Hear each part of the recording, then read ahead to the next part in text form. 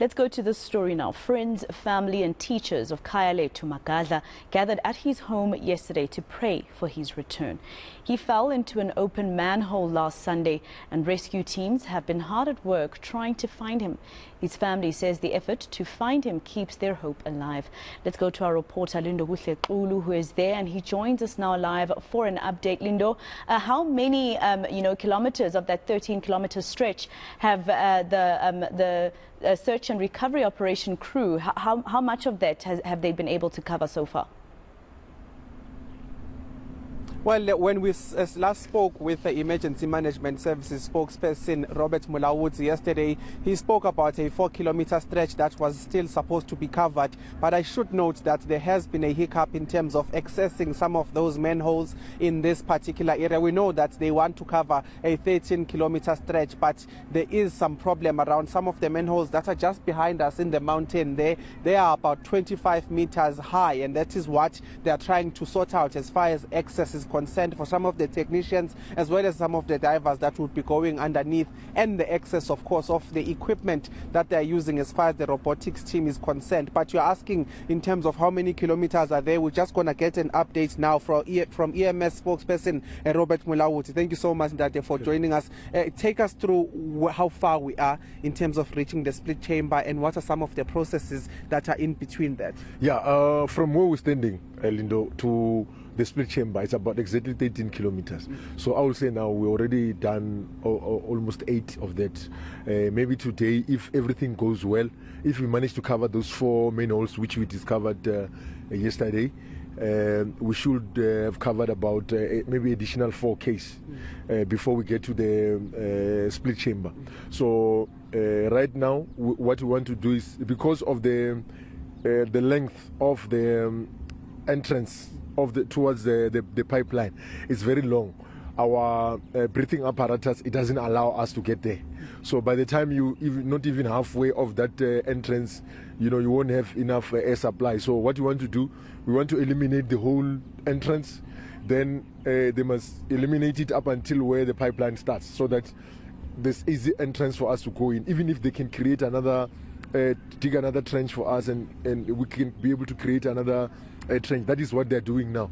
So we will deploy our technology along the pipeline, and then from there we can be able to send 2 teams of technicians from each side of the pipeline, so that they can meet in the middle. And we just want to clear that pipeline for now. Maybe if we don't find anything there, we'll do the same thing moving towards the ventilation chamber. So we're hoping that along that line, maybe we might be able to find something, because there's an obstruction along the pipeline.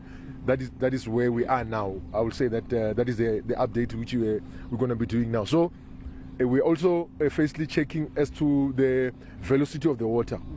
Remember, Lindo, since you came in here from day one, you have been with us, you'll understand that the challenge is the water level, to eliminate the risk for us as the rescuers. So acceptable water level will be your knee level.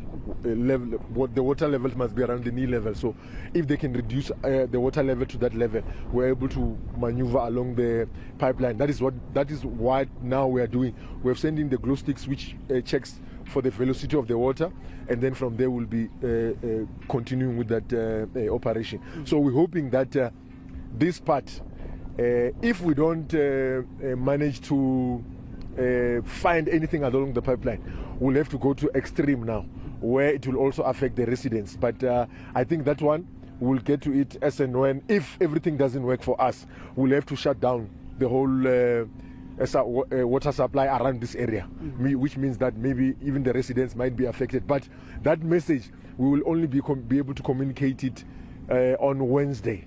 Yes, that is the extreme part.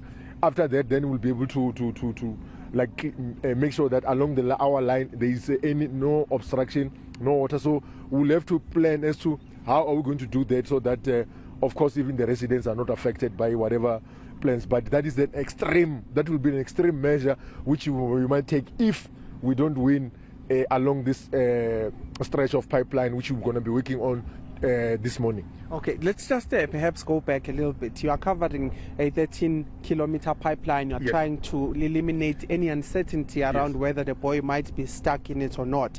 But there is also the issue that you are working towards a split chamber.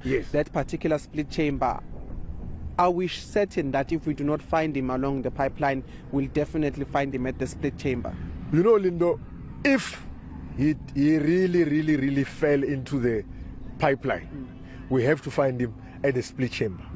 That's how it is. That's the layout of the pipeline tells us that if someone fell into the pipeline, we have to find him because that area is where everything comes in. Hence, we're talking about the extreme measure to say if all our options are not working for us, where we expect to recover him is by the split chamber. And of course now the split chamber is working. All the gates which were blocked initially, which were not flowing well, right now we're getting a very good flow. So hence we're pushing everything to say if we don't win around this area, this stretch of the pipeline, we should win as and when we get to the split chamber. All right, we'll have to leave it there for now. Thank you so much. EMS spokesperson Robertmuller Xulu is just giving us an update, Masego, in terms of what their plans are, where they are in terms of this particular process. It sounds very complex, but it's a process of elimination to say that they don't want any uncertainty along the pipeline